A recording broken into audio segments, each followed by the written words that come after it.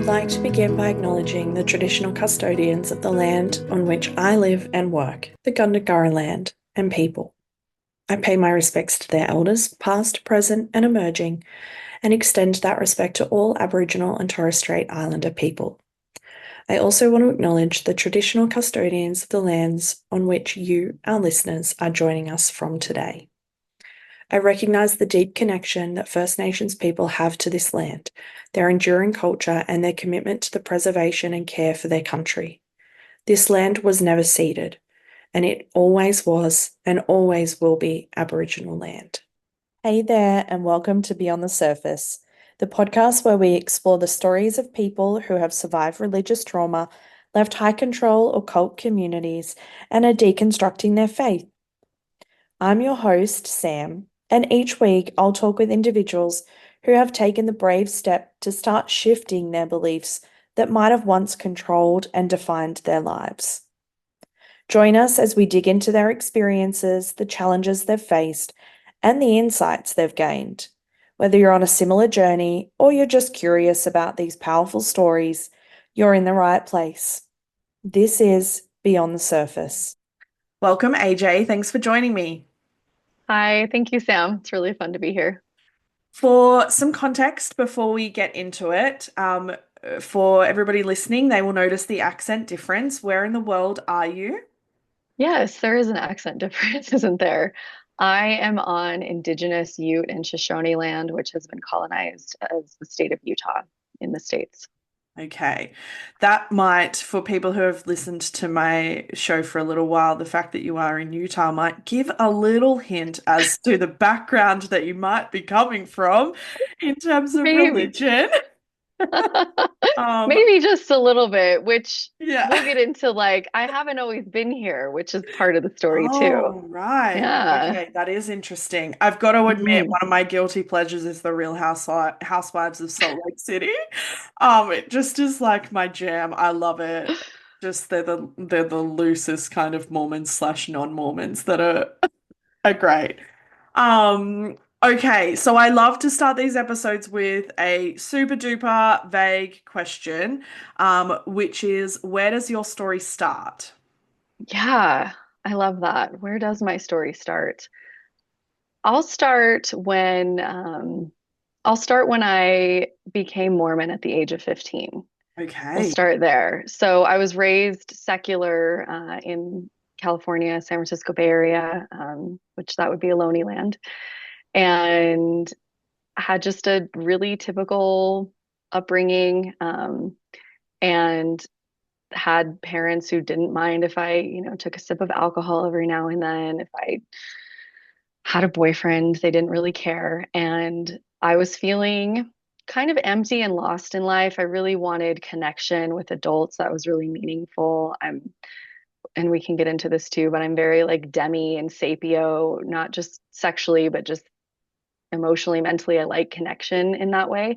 And so I had some friends who were Mormon and they invited me to go to church, and I really liked it. Mm. And what I didn't realize at the time is that I was getting love bombed on. It was a big deal. So there was this strange happening, and this is in the mid 90s, and I was a teenager, and there were several young girls who all kind of got baptized into the Mormon church at the same time. There were at least three of us, maybe if not four.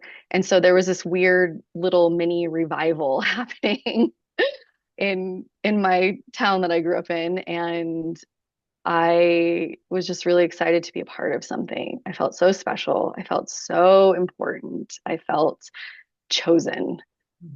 Yeah, the love bombing hits different. Hey, I love chatting to people who, because I also didn't grow up in the church that I found myself in, Hmm. and so I refer to it as that I chose to get on this roller coaster as a teenager. Yeah.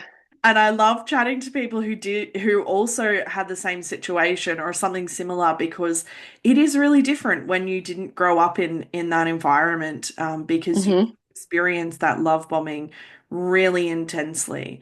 Do you remember what it was like for you at the time? Oh yeah. I ate it up. I felt so special. I felt, like I said, I felt chosen. Part of the teachings of Mormonism is that it was started by this I can't even remember now, but 14, 15-year-old boy who Hmm. went into this grove of trees to pray and Oh, saw Joseph God and Smith. Jesus. Joseph Smith, yeah, his Yeah. story. I just can't remember his age.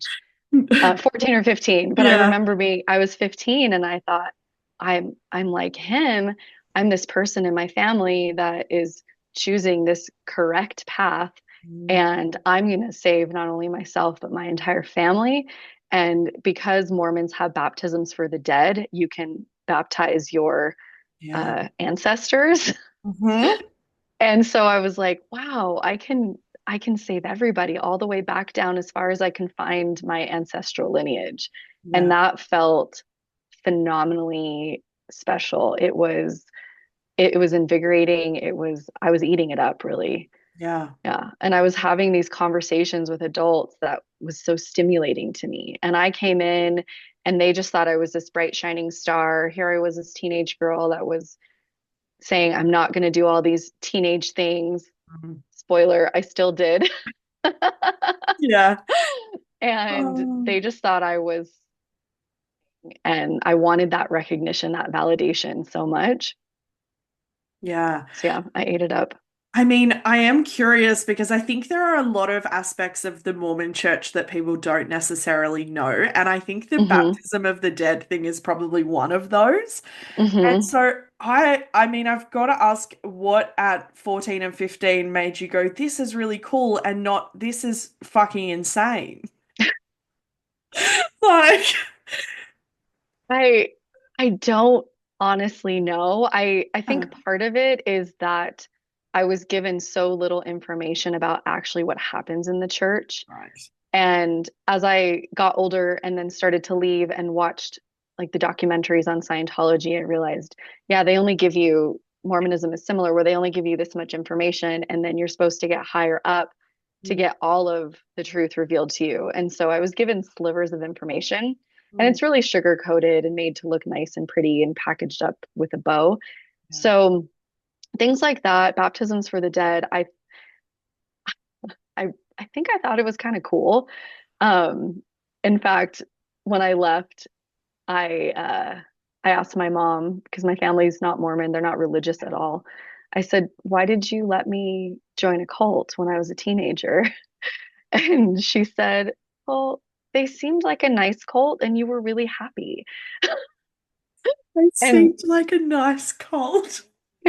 That's great. I know. And Oh, in her eyes, I wasn't doing anything wrong. I was staying out of trouble. I got mm, good grades. I liked my church activities and my friends. And yeah. then I said to her in part of that conversation, I said, looking back, I really just wanted spirituality. Why couldn't we have joined a coven? Yeah. I was And like, she, baptism of the dead. I was like, there's wicked, there's like witchy shit in there. Like, yeah. mm-hmm, mm-hmm, for sure. So I think I was Oh, looking for that, but I yeah. didn't know where to find it. And Mormonism was not rampant in my area, but for being in California, there was a little bit more concentration of Mormons where I grew up than there might be in some other areas. So I Yeah. was exposed to it. Yeah. What did your family think of it at the time? Because, not being from a religious space of any kind, not even just like mainline Christianity in the US, Hmm. like what did they think of you joining the Mormon church? I think that my mom was a bit flippant about it. She just thought, oh, this is nice. She's making friends. She seems happy. Mm. And I grew up with my mom and stepdad, and my stepdad was raised Catholic and Oh. he went to Catholic school until eighth grade. And I kind of knew that, but he didn't talk about it Mm. because, Catholic school doesn't have anything like there were bad things that happened to him there. So he didn't really talk about it. And so Um, I don't know what it's like in Mormonism now. I think they still have something similar where when you want to learn about it, you're called an investigator, Mm. and the missionaries come and teach you the discussions. And Mm. at the time, the first or second discussion, I was having it at my house. My parents had to be home because the missionaries are 19, 20-year-old guys, and you can't be Mhm. alone if you're a woman with them, and I was underage too. So they were kind of just there around my mom and stepdad. And the lesson was about how Jesus was resurrected and came to the Americas after Mhm. his resurrection, because that's in the Book of Mormon. Mhm. And my stepdad like flew off the handle. He's Yeah. like, this is bullshit. Jesus did not do that. Like, what did he do? Fucking float across the ocean? Like, he got so upset. Oh gosh. Oh, So he wasn't super happy about it. Looking back, it's because it was his own religious background that yeah. he was projecting, and he didn't have the ability to talk to me about it. And so there were things that they didn't want me to do if it interfered with family life. They didn't want me to pay tithing, and in the Mormon church, you pay 10% of your income, of your increase in income, back to the church. Yeah. And once they found out about that, they said, "You're not doing that." And I had a part-time job as a teenager, and they said, "You're not Mm. giving your money away to a church like that." Yeah. So there were things that they kind of said, family first. And I got away with that. Being a Mm. convert, it was so exciting to the adult leaders that I was just coming to church at all, that I was able to pull that convert card and say, oh, my parents aren't going to let me do that. And they were okay with that because they have this family is everything rhetoric. Mm. And to backpedal on that to this teenage girl would have made them look really shitty. Yeah, absolutely. I love the irony of you telling that resurrection story because it's Easter weekend as we're recording it. Yeah. So I love when things become so ironic like that.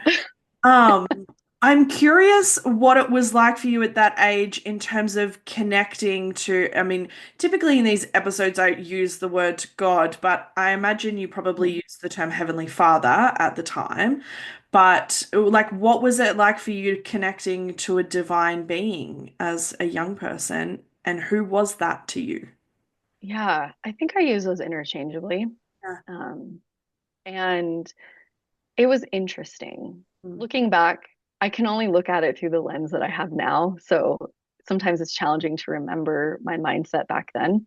Yeah. And I think in a lot of ways it felt comforting. It felt nurturing that I had this loving God who cared about me. I was special and important. It Yeah. was one of his, the rhetoric is that you're like a chosen divine daughter of God.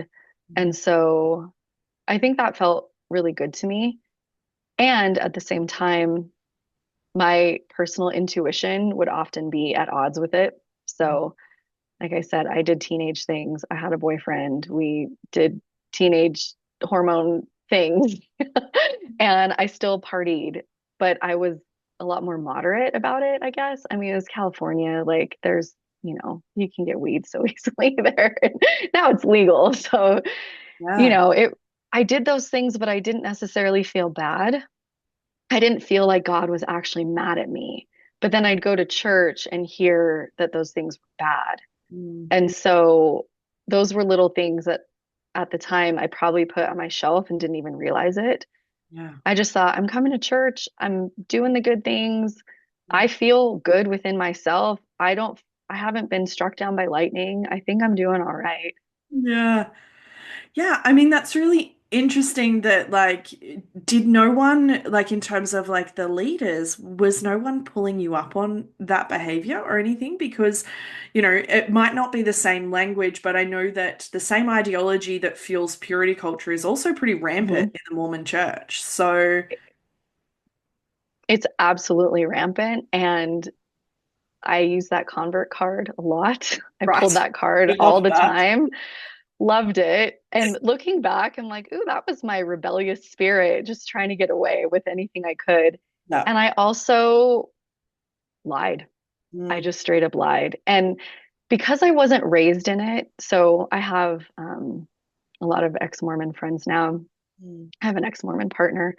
And hearing from people who were raised in it, the fear that was instilled in them to not lie to one of the leaders, to the bishops, to the young men's or young women's leader. mm. Whereas I had gotten away with lying before, Yeah. just in life in general. And so, to teachers and things. And so when I tried it there and it worked, Mm, I didn't I didn't have this preconceived notion that they were the mouthpiece of God, that the leaders were, like you're told from the very beginning. They yeah. were just they seemed important to me, but they were like, well, they're also just dudes. Like this guy works in construction or he's a dentist or something. So I didn't see them as these grand, like Mm. omnipotent people, the Yeah. way that kind of the church talks about it. And so, yeah, I pulled the convert card a lot. I just thought, well, I'm a convert. And so my parents don't want me to do this. So I didn't do baptisms for the dead when I was a teenager because I wasn't worthy because I was having sex with my boyfriend and partying and drinking sometimes. But I didn't want to go in and tell some old man that I was doing those things. Yeah. And it just didn't seem right to me. And so I would just say, like, oh, I'm a convert. My parents don't want me to do that. Mm. I don't have their permission. And then I got away with it. Right. So, yeah. That's so interesting. I think Hmm. sometimes, I mean, I do like I talk to people in terms of like it is often a really different experience for people who were born into whatever religious affiliation or flavor it was, Yes. those who joined. Um, but typically, I feel like, yes, the indoctrination is different, but you're probably the first person where I've heard like that joining actually gave you loopholes that other people didn't necessarily have. Like, I think Hmm. sometimes, like, usually I'm used to hearing that joining or converting set you up to a higher standard because you didn't have your family to fall back on in terms of that. So that's super interesting to me. There was a change. There was a pivot point where Right. I did get very deeply entrenched in it. Okay. So I did have that. My high school boyfriend, we got married. I Mm. basically said to him, we can have sex, but we have to get married because we're supposed to marry the person we have sex with, or we're supposed to, be married before we have sex. Yeah. And he probably just heard the word yes, sex, and then went, Yeah. okay. Great. Good. Yeah. And Mm. so we got married, and then we were going to, Did you get married in Mormonism the has, temple? eventually, we had Okay. a temple ceiling. Right. So this is where it gets all interesting. Yeah. So Mormonism has several colleges, that private colleges, but if you are a member of the church, it is inexpensive to go there. And so we went to one in Idaho, and it was a 2-year college. It turned into a 4-year college. So went there, came back to California, got engaged. And because I was pulling the convert card, normally in Mormonism, it's very short engagement because once you get engaged, Satan knows and he's going to tempt you all of his might to try to have sex before your wedding. And then you won't be worthy to go to the temple. Hmm. And so pulled the convert card and said, we're not getting married in the temple because my family can't be there. So in order to go to the temple, I can explain it a little bit for especially for listeners who have no idea. In order to go to the temple, you have to be a Mormon and you have to be in worthy standing, which means you have to have an interview with the bishop, who is usually this old guy. And then you have to have an interview with another old guy who's like the area bishop kind of. And then you're given, it used to actually be like a card where they'd put your name on it and stuff, and you'd show it to a person. I don't know what they do now. I think it's all digital, but you'd Yeah. show it to a person and then they'd give it back to you and say, thank you, sister. Welcome to the temple today. And they act like it's like from the moment you step in, it's supposed to be this serene, very peaceful place where you are doing ordinance work that's going to get you to heaven. Hmm. So the temple sealing it seals your marriage for time and eternity. So there is no till death do you part in Mormonism. You are together forever. Yeah. And now I call it eternal enmeshment Oh, I love that. That's great. because you can't get away from it unless you do a really heinous sin, Yeah. unless you become a complete heretic. You can't get away from it. Oh my goodness. So Okay. you're not only sealed to your spouse, Mhm. who, and of course it's extremely heteronormative, Mhm. and you're not only sealed to your spouse, but that means that you become sealed to their family and all of the ancestors that came before you and all of the children that you will have after that and the people they get sealed to. So when you're in the temple doing the sealing ceremony, you are kneeling at an altar and you do a secret handshake with each other across the altar. There's a whole bunch of secret handshakes. The Mormon temple was based off of Freemasonry rites and rituals. So I mean, have I fun just think Googling it's, that. yeah, I just think it's so funny. I think there's nothing more signifying a boys' club than a secret handshake. Yeah, absolutely. It's a boys' club for Oh, sure. oh It God. came from Freemasonry rites and rituals. And so it's not really that much different than that, but they put worthiness around it, and you have to be pure, and you wear white in the temple and all of these things. And so when you're kneeling across the altar and there's this like 90-year-old man sealing your marriage, you don't say vows, you don't say I do, you don't exchange rings. And in I think they've changed it now, but when I did it, you were the woman gave herself to the man and the man took her. Yeah. Okay. So it was that way each. It was to the man 100%. There was no reciprocity. There was no Yeah. equal standing. Got So, and you have these mirrors where you can see each other reflected. The mirrors face each other. So it shows there's like hundreds of your heads reflecting forever. And they say that represents forever. It's very strange. Oh my goodness. And So I pulled the, I yeah, love go that ahead. imagery. I just love the mirrors imagery. It's great. Oh, that's so funny. So I Oh. pulled a convert card, had a civil wedding where I actually marched into the bishop's office and I said, I want to get married. Mm. We're engaged. I want my family to be there because they won't be able to enter the temple. Yeah. And I also wanted to wear a cute dress because in the temple you have to wear sleeves. And Uh-huh. so I wanted to wear whatever I wanted to wear. Yeah. And so he didn't bat an eye. He was like, "Great, when are you getting married?" And we were like, "Oh, a year from now." And he was like, "Great." And he I was able to pull the convert card again. So after getting married was when I really doubled down Mhm. to where we had to kind of backpedal and repent for sinning and having sex before marriage once we were actually married Mhm. to get ready to go to the temple. Mhm. So that's when I started to get really entrenched in it. Okay. And so what did that do for because like Mormonism is just like in terms of like consuming, it is a very all-consuming faith. Which is why I think, we acknowledge the cult aspect and the cult dynamics that happen in Hmm. church. So what did that like entrenchment look like for you? And what did it do for your mindset about yourself and the world around you? Yeah, it was challenging. Uh, I was living in that little town, going to the Mormon college, and so that place was very concentrated with Mormons. And so it was easier to live that lifestyle. And I remember, just to your point of that, it's all consuming, almost to the point of an obsession. Like I have to do, they prescribe all these things to do to obtain your worthiness, to pray, to read your scriptures, to go to church, to pay your tithing, to attend all the activities. And, there's things during the week.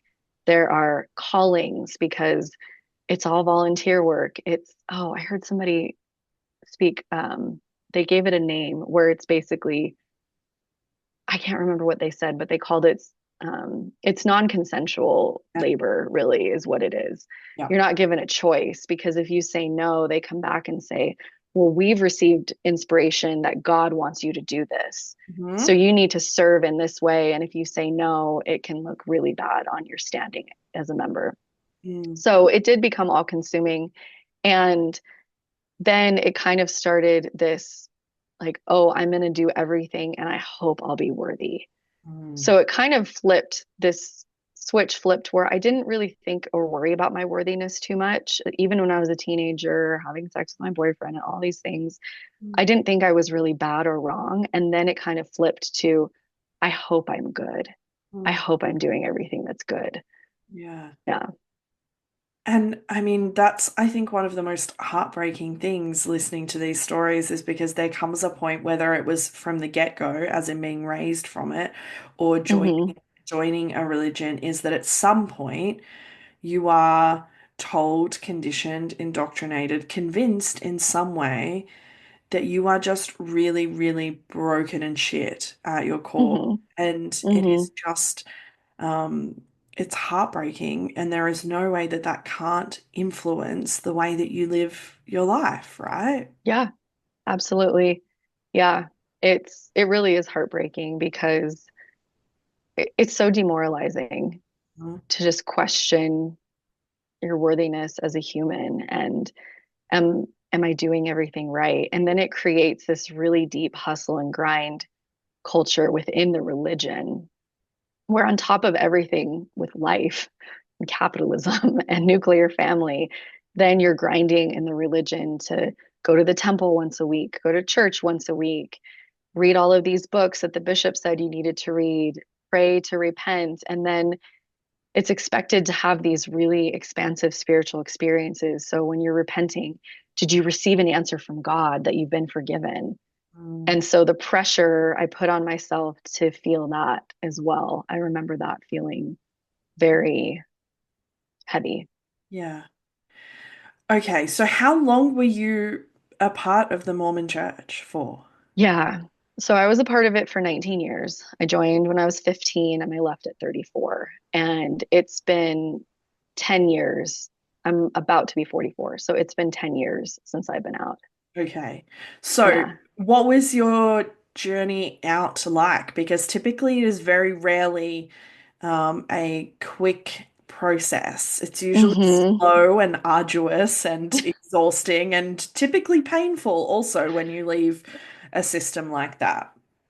All of that absolutely experienced. And I had, I think, a slow drip Mm. in, and I don't know if people who have left other faiths call it this, but in Mormonism, they say that you have a shelf and you put so many things on your shelf. Mm. You heard that. You heard somebody say something in a talk. You heard a leader say this. You had your home or visiting teacher say this to you and it didn't sit right with you. And you read something in the scriptures that seemed strange. You Mhm. put it on your shelf. You put it on your shelf. You put it on your shelf. Eventually, the shelf breaks Yeah. for people who leave. Sometimes people's shelves just get really cluttered and heavy and stay like that. Hmm. So I think looking back, I put a lot of things on my shelf and then instantaneously it broke. Yeah. So living in that Mormon town, I moved back to California over time. And this whole time, I wanted to have babies. I Mm. wanted to have a bunch of babies and have a big old Mormon family. And I was going to have this idyllic life. And I didn't get pregnant and I didn't get pregnant. And time went on, so much infertility, and still didn't get pregnant. And so that started to chip away at my worthiness even more Mm. because I was doing all the things right. I was trying to be as good as possible. I was reading these accounts in the Bible where when women were faithful, they were blessed with children. And I really cherry picked like reading scriptures. I didn't like it. They were so boring. So I'd only read something every once in a while if I felt like I needed a boost. Yeah. And it usually didn't give me a boost. And Shocking. so I remember praying and begging and pleading and just feeling empty when I would pray to get pregnant and to have a child. And so I ended up, after we kind of said, like, let's not do this anymore. Let's try to not have kids. This is just becoming really arduous and really stressful and chaotic and painful. And in that time, I left the church. And then after I left the church, I actually did kind of a last ditch effort. Let's try one more thing. I got pregnant with twins and I lost that pregnancy at 20 weeks. So I was already out of the church at the time. But the infertility the whole time I was in the church had me putting things on my shelf, on my shelf, on my shelf. And then I actually had a friend reach out to me from high school, and her spouse at the time was leaving the church. And she said, I don't know who else to talk to. You've always been really open minded and non judgmental. And he's reading this and he's doing this. And I was like, oh, he's reading what? And at the time, the church had come out with these articles about, they called them the gospel topic essays, where you could learn about, you could kind of do a deep dive into different tenets of the beliefs. And I thought, oh, okay, I wonder why he thinks these are not faith promoting if the church put them out. Yeah. So I read them, and there were, I can't remember how many, 10 or 12 of them on different gospel topics. Mm. And the first or second one I read, it may have been the first one, was about Joseph Smith and the first vision. Yeah. So pigging back to learning that this 14, 15-year-old went to a grove of trees, prayed, God and Jesus appeared to him. He started a religion that was supposed to be the one true religion. And Yeah. I was 15 and I felt so much resonance with him. And when I read the accounts of the first vision, and I can't remember the details, it's really fuzzy, but he didn't talk about it for 10 or 12 years until after it happened. And there were 7 to 8 documented accounts of it, and they all read a little bit differently. And in that moment, instantaneously, everything crashed down. And I went, it's all made up. Yeah. This is all made up. And so after that came the faith crisis of voraciously consuming Yeah. information. Yeah. Okay, I want to ask about what that process was like, but if you are comfy, I would love to know what it was like for you in a church system that thrives on a woman's role is to be a mother and to have as many children as humanly possible, what that Hmm. was like to be in that church and to be having infertility problems. It was awful. Yeah. It was absolutely awful. It was a constant battle within myself of I'm doing the right thing and then hearing all of these things that made me feel less than. So there's this talk that women in Mormonism are second class citizens. And so I was an infertile woman. So I felt like a third class citizen.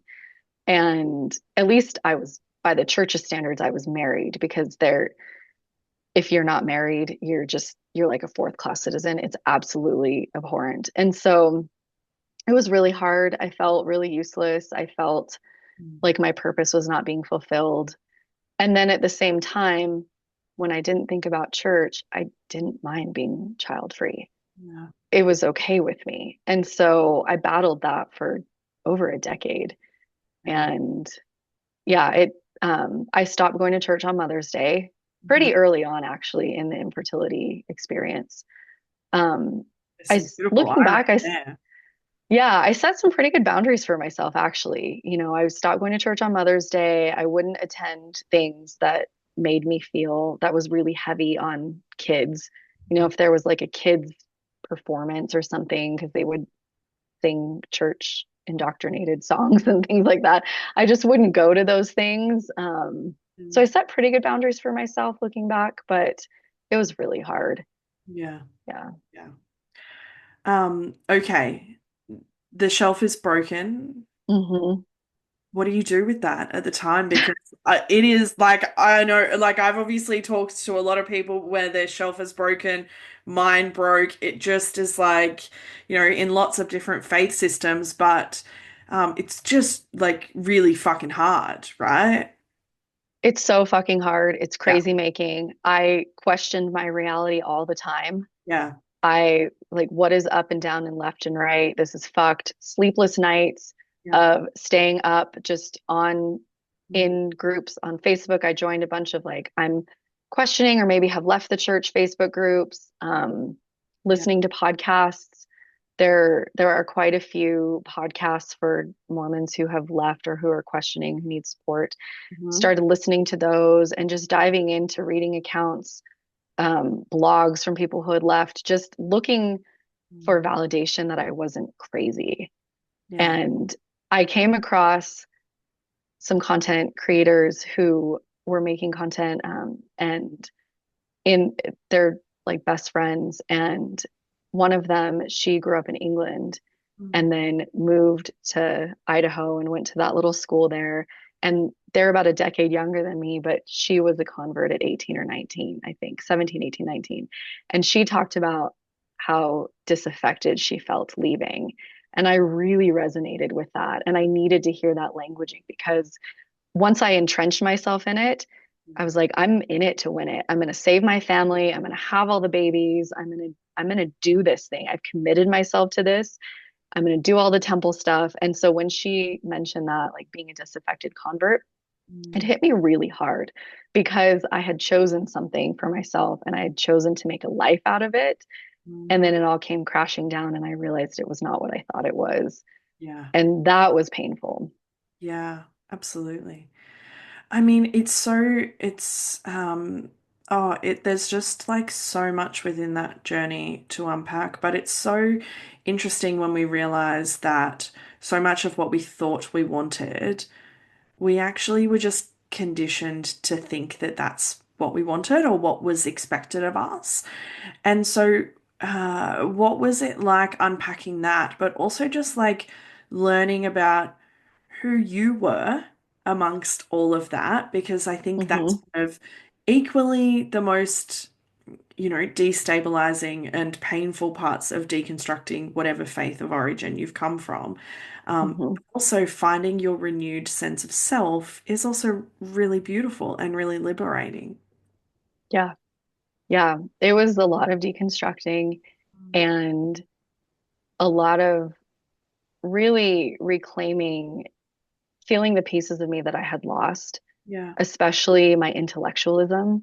I feel like as a woman, that was really beat out of me Yeah. because women are so infantilized in the Mormon church. You Mm. have to stay young, you have to stay pretty, you have to have all the babies. Utah has very high rates of plastic surgery, tummy tucks and things. And so it's you have to stay perfect, really, in this like infantilized state to be desirable. And so, really reclaiming my intellectualism was something that just started flooding back. Mm. I realized I had kept that part of myself really small. Coming back again to like, I'm so sapio. I love intellectual connections with people. I love to learn. And I've always been a seeker. And so that part of me didn't completely go away, but then the floodgates opened and I allowed myself to just go in any direction that felt good, which was really, really fun. Reclaiming of my body in so many ways. I had had a pretty steady yoga practice, and I was actually doing my yoga teacher training during my faith crisis, which Yeah. was phenomenal for me for my mental health I was about to to have say, I bet that something. was a godsend, and then I was like, oh, that's probably not a like knee-jerk reaction in language. But I absolutely think it was probably really great for your healing and your nervous system Hmm. throughout. Yes, yes, for my nervous system, it was Yeah. fabulous. And so just reclaiming my body in a way of dressing however I wanted to was really big because in Mormonism, if you are a temple going member, you wear garments, which are under layers of underwear, and they are at the time like a cap sleeve shirt and a mid to just above knee like underwear situation. So there's no really there the amount of clothes I could wear that I felt cute in were limited. Yeah. Um, yeah, so just reclaiming that was really amazing for me. Um, and also reclaiming my sexuality, and that comes into I was listening. One of the podcasts I listened to was called Year of Polygamy, Mm. and this brilliant podcast creator, and she started researching early Mormonism polygamy. And Hmm. so, and polygamy being the umbrella term of polygyny and polyandry. So, polyandry being one woman, multiple husbands, polygyny being one husband, many wives. Yeah. So, Mormonism is known for its polygamy. Hmm. And they renounce it now. They say it's not a part of it. However, it still is in the eternal enmeshment situation, which I won't necessarily go down that rabbit hole, but if folks want to Google it, it's very, very free to find information about that. So basically, a man can be sealed in the temple to multiple women throughout his lifetime, but only have one alive wife at a time. So if a man has a wife who dies, he can get remarried in the temple and be sealed to multiple women in his lifetime. So I started doing this year of polygamy research, and I heard a podcast episode where the host was reading journal entries and diaries of sister wives. Mm. And there were these two women who were sister wives and had the same husband, and they actually enjoyed it. They Mm. actually enjoyed the life. He seemed like a very kind man who treated them well. They got along really well together. It was kind of questionable whether the two women also had their own relationship by hearing their journal entries and how the Mhm. amount of affection and care that they were speaking about each other. And I thought, I want that. And Mm. I went, where the fuck did that come from? Yeah. So I told my spouse at the Mm. time, I heard this episode and it kind of touched me in a way that seemed strange. And I'm kind of uncomfortable, but also intrigued by how I'm feeling. And then he looks at me and he goes, I totally love a live-in girlfriend or another wife. And I'm like, Mm. well, if you get to have another wife, I want a wife. Mind you, I'm annoyingly straight, like annoyingly straight. So me saying I want a wife meant looking back, I wanted companionship and connection from more than just my spouse. Yeah. The isolation of monogamy was actually starting to hit me of not just monogamy, but mononormativity. This Yeah. person is your everything and no questions about it. And Mm. so that kind of started about 5 years of little joking pings between him and I Right. of these little like, what about this? What about that? And Hmm. I found myself starting to daydream and think like, what would it be like with more people being connected to? And I'm sure I'd heard of polyamory, but I didn't really have the language or the framework for it. Yeah. So, I mean, 5 years is a really long deconstruction of monogamy, essentially. mm-hmm, I mean, mm-hmm, like my wife and I also heard a podcast and we were like, actually, we kind of think monogamy is really fucking overrated. And the only reason we're doing it is because we were told we had to. And mm-hmm. we kind of just like had a few months of conversations and like all of that sort of thing. And so I'm curious why you think it took such a lengthy period of time. Like, what was it that you were wrestling with over that period of time? Yeah. I think it was just life. So this is pre-COVID, Yeah. pre-pandemic, everything, pre-everything shutting down. And I think it was just life. I was really busy teaching yoga and enjoying having a new career.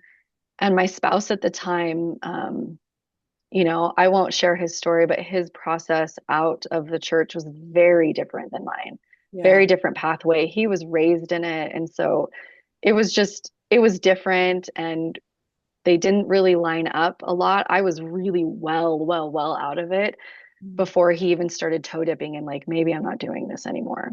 Okay. And so these little conversations were just funny little pings of different thoughts and ideas without it actually really going anywhere because I think, I have spoken to him about it and just the fear of doing something different, the fear of rocking the boat, the fear of making a change, creating waves, all of that. So much in Mormonism is there's such a heavy focus on sameness Yeah. and just keeping the status quo and not changing. They have this whole idea that God is unchanging and everlasting, yet their policies change all the time. Yeah. So that it really doesn't embrace the human nature of change. Yeah. And so it was right around the hit of the pandemic, and we were, we had to isolate together, living in a small little cottage. Neither I stopped working. His work was very, very seldom, mostly at home, went into the office very, very sporadically, and just in each other's faces all the time. Mhm. And it hit me so deeply how much we needed therapy because I was ready to be done. Yeah. I was just ready to be done. And I didn't know what to do. I was like, here I am. I guess at the time I was almost 40. And what am I going to do? Go live with my parents? Like, I don't have friends. I don't have connections to anybody. It's also COVID. So I can't really just be out there in the world. And we found a couple therapists until one actually landed. And this is all, of course, telehealth. And it turns out that she was in California, but not in our area. And she was ex-Mormon and poly and queer affirming. Beautiful. What a combo. And it was not on her website. The poly and queer affirming was on her website, Yeah. but nothing about being ex-Mormon, nothing about helping people with faith transitions because it wasn't something she came across very often. It Yeah. was just part of her story more than what she did as a therapist. Mm. And so it was maybe the second or third session with her. This is early 2021. Mm. We're sitting next to each other, and he turns to me and looks at me, and she's across the screen like this, and he goes, I'm polyamorous. And I went, oh, and it literally felt like everything clicked into place and lined up in my body. And I was like, fuck, yes, you are. And Mm. just all of these memories came flooding back of when we were teenagers and things he had said to me in those last 5 years of little pings of this and that. What if I want a wife? And Mm. it just came flooding in. And I thought, okay. And in that moment, I said, I'm not interested in holding you back from who you are. Yeah. I don't know what this means for me and where this is going to go. Mm. I felt excited and so fucking scared. Mm. So scared. It was painful. And then he did say, I didn't want to tell you because he didn't even have the ability to like get it out of him. And he said, I didn't want to hurt you for years. So, Okay, yeah. so how did you navigate that on like a personal level, but also within your relationship? hmm Our therapist was phenomenal. She, she was phenomenal. It was a lifesaver to work with her. And being that I am a seeker, it Mm. took about a month of we were meeting with her, I think maybe even at that time twice a week because it was just all so new and flooding in. And Yeah, she said, here's some books, here's some podcasts. And I went, I don't know. I just need to feel right now. yeah. And then it broke open and I started consuming everything. I read Jessica Fern's books and Oh, Ethical that's Slut and just yeah, it just yeah. started. And he looked at me and he's like, I knew you were eventually going to start researching all this. Mm. Yeah. Yeah.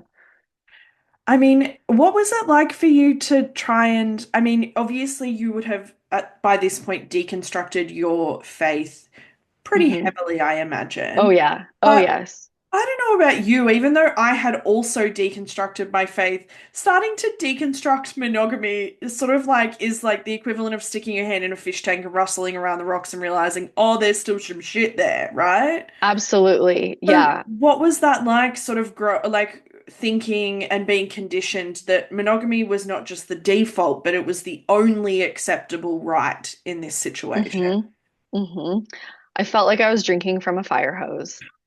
Yeah, It I love that image.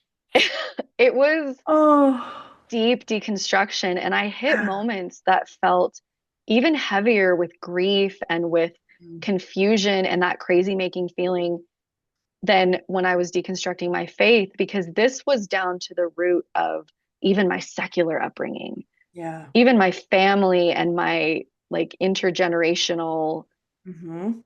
ideas that I was raised with.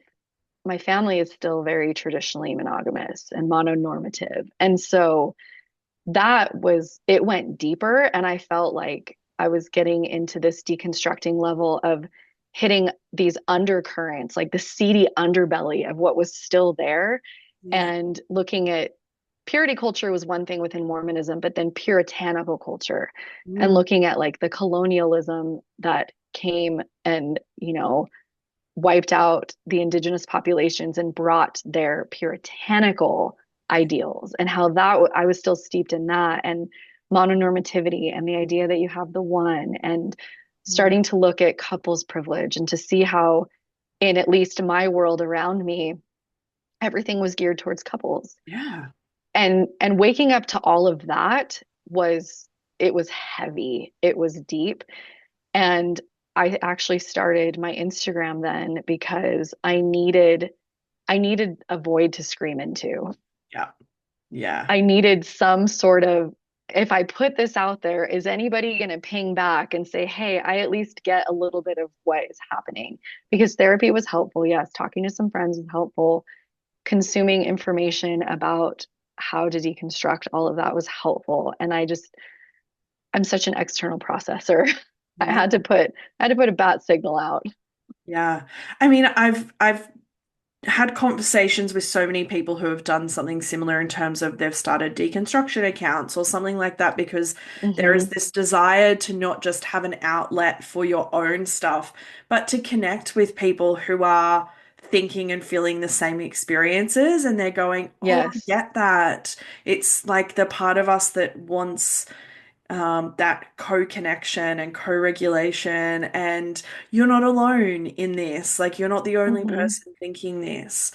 But it also takes an immense amount of courage and bravery to start posting on a public platform about something that is really private and probably still quite raw in some spaces for you. hmm Yeah. Yeah. It was actually really cathartic and kind of scary. So I still maintain some anonymity. Mm. Not as much as I had before, but I was completely anonymous for at least the first year Yeah. because I was worried that somebody from not necessarily my Mormon life, I was pretty disconnected, especially not having any Mormon family. I was pretty disconnected from those people and that past, but just in my regular general life at all, I was concerned about somebody finding, my face would pop up on their suggested. Yeah. Now I care much, much less. But I still maintain some anonymity, Yeah. partly because it's kind of fun. Yeah. It's kind of I'm able to tap into like kind of a darker side of me, just kind of a more kind of cheeky, rebellious, like kind of sexy. And I'll share memes that are a little more salacious in my stories on my authentic relating account than I will on my, personal Instagram where I show Yeah. my face and yoga stuff and all these things. Yeah. Yeah. I mean, what was it like for you personally to deal with that heaviness and the complexities and the trying to hold two things at the same time and all of those sorts of things? How did you navigate that? It was a lot. I am actually extremely appreciative that it was COVID and lockdown time because I did have a lot of time and space to navigate that. Yeah. I started to, so at the time it was already happening with my spouse and I, we went into our own bedrooms and things because I needed space. I Yeah. just needed space to be me, to feel my own energy. I started doing somatic work. So I started working with a somatic guide who uses a modality called Hakomi and some other things that it's yeah, similar to parts work and things like that. And that was extremely helpful. I tapped into some psychedelics Mm. and did a little bit of work there. Not a ton, but some. And it was helpful. There were times when it was really helpful to just kind of shed some stuff, shed some limiting beliefs. I did a lot of journaling. I went on a lot of walks. I'm really appreciative that I did have that time and space Yeah. to process. And it was heavy. It was heavy processing all the time. It was in my face. And I try to get away from it, but it did feel Mm. so consuming in the way that like I want to keep moving through this. I want to keep processing this. And there were times of just sitting with it and doing other things, but I am grateful that it was able to be such a concentrated time to be able to navigate that because I don't think I would be where I am now if I wouldn't have had that Yeah. time and space because it was a heavier deconstruction than leaving the religion, especially because I had been a convert. So, Yeah. like I said, I was touching on things that were deeply ingrained in me from the time I was pre-verbal, whereas religion was not a part of my life when I was that young. Yeah, absolutely. I think when I talk about deconstructing monogamy, people forget that there is a secular aspect to that as well, that it is Mm-hmm. just religious indoctrination that tells you that monogamy is right. Like you see it in Disney movies and you Oh see it in yeah. like all sorts of things, all of your Mm-hmm. TV shows and it's just Mm-hmm. like, it's just in the water in all of society. And so Yes. it does feel like a heavier type of indoctrination and Mm-hmm. deconstruction. Um, at what point did you start to notice this is not feeling as heavy anymore? Mm. Hmm. I haven't thought about that. Um, I think when it was really free and open for my spouse and I to just talk about it Mm, and without shame, without fear of hurting each other, yeah. stepping into more autonomy in that relationship Mm, and realizing that like the differentiating process of where we were really differentiating and discovering our own autonomy and like hey, I'm still here. You're still here. That felt really good. Like we would just lay in bed for hours and talk about, okay, what if this? What if that? What if we meet somebody we want to move in with and not live together anymore? What if we do this? What if we do that? And so eventually did de-nest from him and move quite far away, okay. which is what brought me to the land I'm on now. To good old-fashioned Mormon Utah. Yeah, which is really strange. I Yeah. ended up here because it was late 2020 and I found an ex-Mormon podcast that just really, really hit me. And it was newer on the scene. And they had a Facebook group and an online community that was really robust. And I attribute that to COVID as well. Everybody was at home and really longing for connection. And it was more about deconstructing religious trauma than other Mormon podcasts I had heard, or ex Mormon or post religious or whatever you want to call it. And so I started to take a really big interest in that group of people and that online community, so much so that they asked me to be a moderator and an admin. And then Mm. we created an online community off of Facebook. And I was heading all of that up, and I called myself the community creatrix. And it felt fun and witchy. And I was just using these like people connector skills that were coming alive. I was having intellectual connections with people that I had been so longing for. Yeah. And in that process, there inevitably were quite a lot of people in Utah Mhm. in this online community.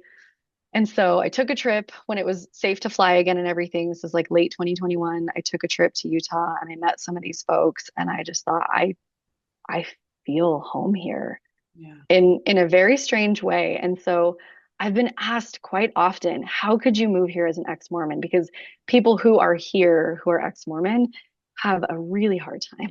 Mm. There's churches sometimes on every corner. There are temples all over the place. Yeah. Certain towns have a really heavy, not only Mormon population, but just a Mormon culture. It's very conservative, it's very modest. There are dry grocery stores where you can't get alcohol in some counties here. And so, being that I came to Salt Lake City, where it's a lot more progressive and diverse, at least really trying to be, and there's a really big movement towards just inclusivity and just acceptance, and not only acceptance but just embracing Yeah. all folks, all forms of life. There's way more pride flags than US flags in a lot of those neighborhoods, Love which that. makes me really happy, like so happy. And so I found myself not really feeling like I was steeped in this Mormon culture. And because I wasn't raised in it and Mm. I left the church when I was outside of Utah, I I just I consider it an extreme privilege that I just don't see it.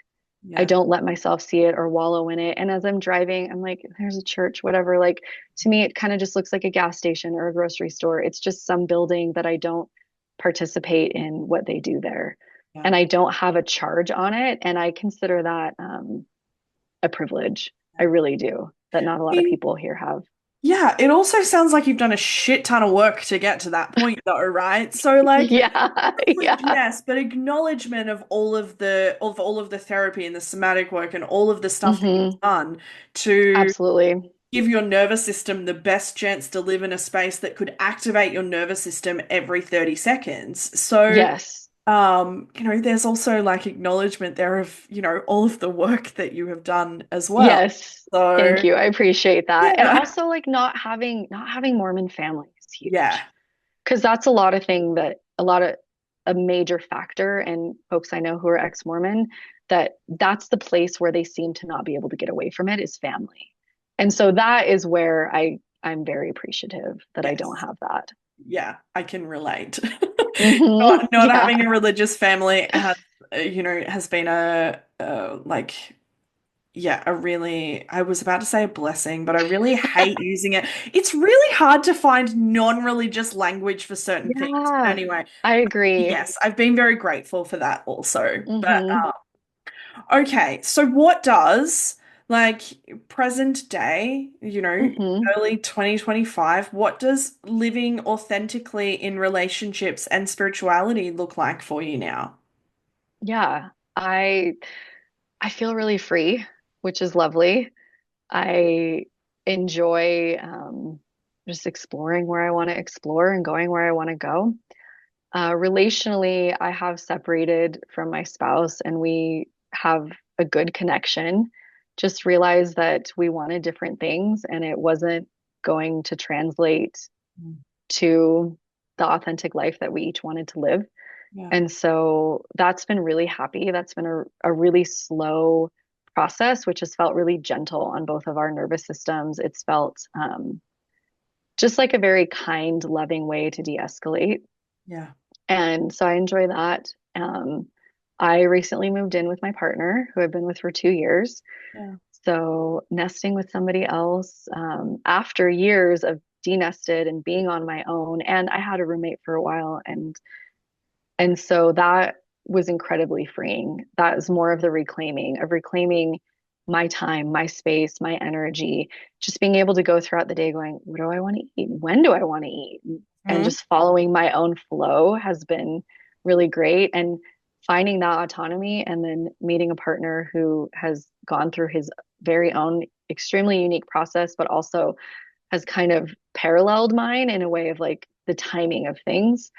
Um, it has been really, really lovely and fun, and so far it's going quite well. I'm like kind of very subtly anticipating like, okay, there's gonna be hiccups moving in together, but so far it's been really, really enjoyable. Yeah. um I think that we're not scared to speak up and be honest because it's still held in like love and support for each other, Yeah. so that's been really wonderful. And um, yeah, just being able to follow my flow just feels really, really good without shame, without worrying about if I'm good or if I'm doing the right thing. I I don't care if I fuck up. Yeah. It's doesn't matter to me. Yeah. Yeah. And is a connection to some form of spirituality something that's important to you or not so much? It has ebbed and flowed a lot. Yeah. It was actually a lot stronger when I was leaving and I was really heavy in my yoga practice because I was in my teacher training and all of that. And I still practice yoga. I don't practice as much physical like asana yoga, but it's not also not just complete meditation either. Um, I enjoy the universal tenets of the spirituality that yoga has to offer without attaching to it. I don't consider myself like wanting to go along a path to like Hindu or Buddhism or anything.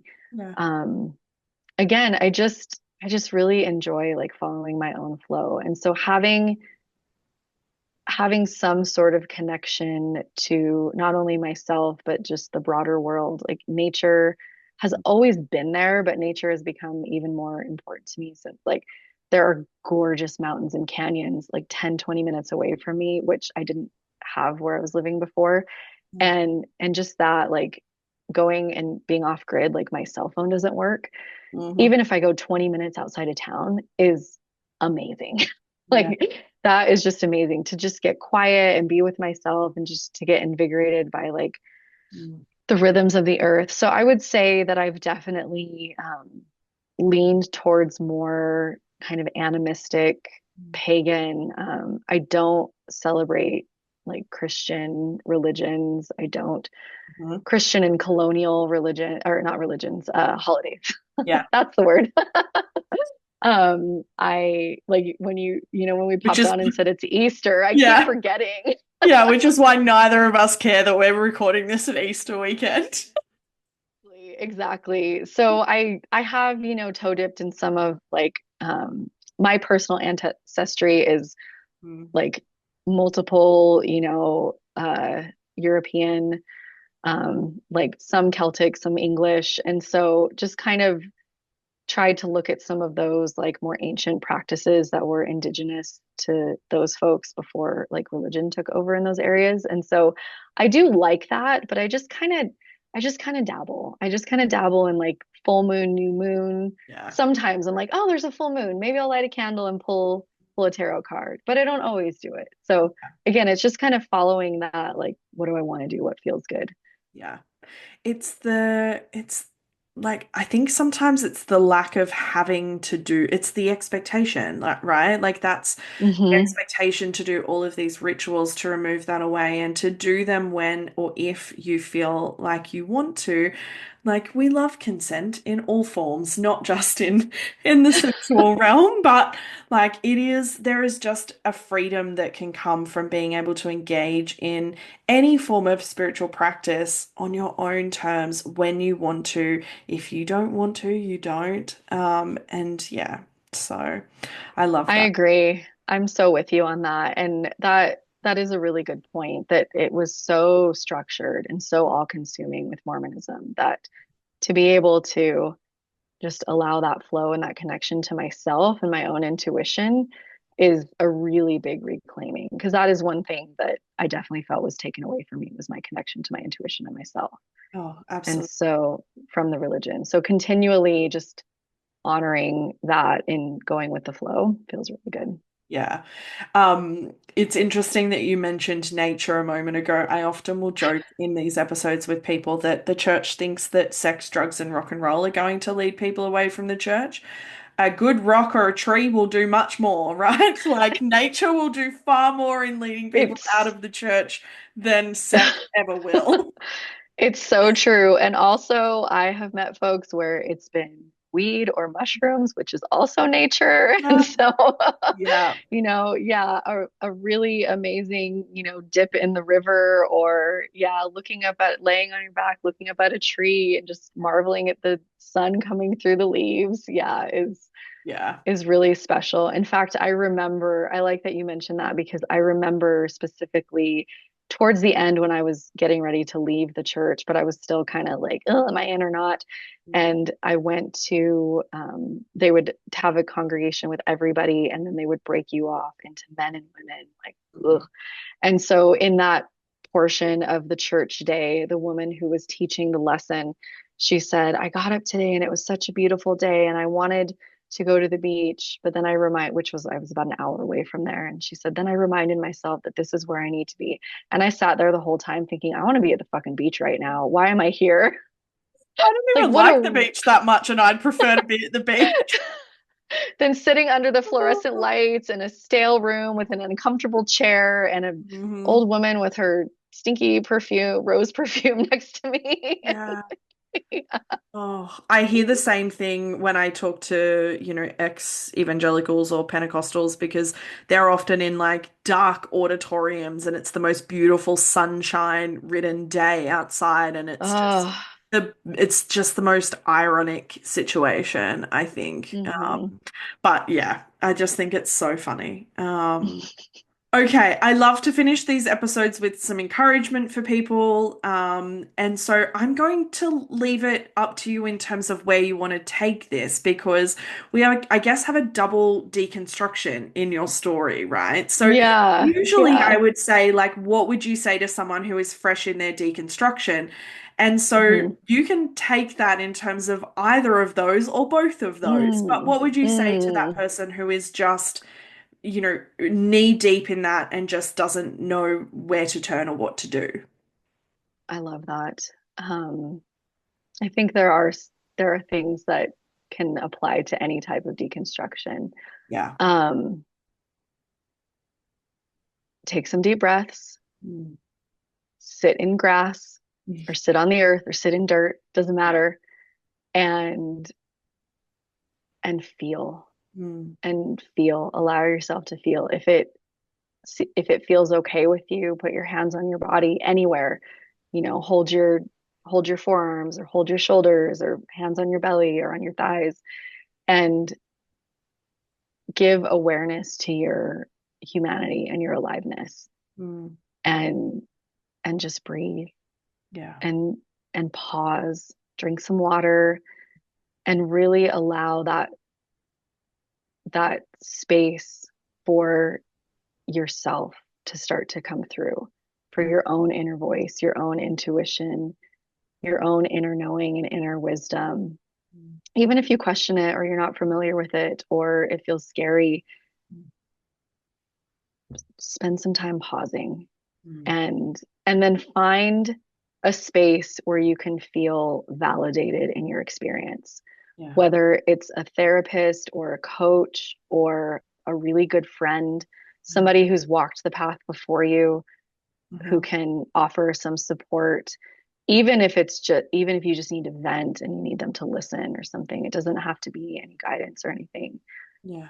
Find another human, like, even if it's online like this, just another human. Like the online spaces, the groups, the chat groups can be helpful, but find another human or a group of humans, a support group, something like that. Yeah. I Yeah. love it. A mix of practical and grounding, which is a beautiful combination. We need both. To do one, Yeah. we need the other. So Hmm. I love that. Yes. Well, thank you so much for joining me. Thank you for your wonderful Instagram account. Give it a quick plug. Yes, thank you, Sam. It is authentically relating underscore AJ Instagram. Amazing. And it will be linked in the show notes and all of that anyway. But encourage people to go over there.